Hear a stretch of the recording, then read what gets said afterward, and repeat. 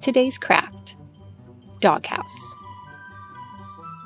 Supplies: small box, construction paper, scissors, tape, and glue. Step 1. Cut down blocks to fit your tiny dog figure. Leave the open flaps for the roof.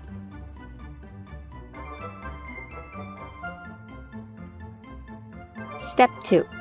Cut an opening for the door of the doghouse and trim down the 2 small flaps to fit inside the 2 large flaps.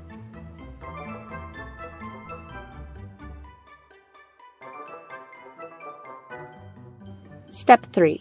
Cut out pieces of construction paper to fit over the box for the sides and roof of the doghouse.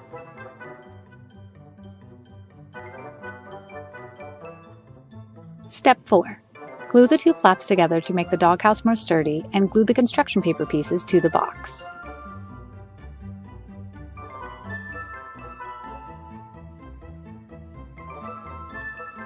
By cutting strips and squares of construction paper, you can make a more detailed doghouse. You can also make other small props for the dog.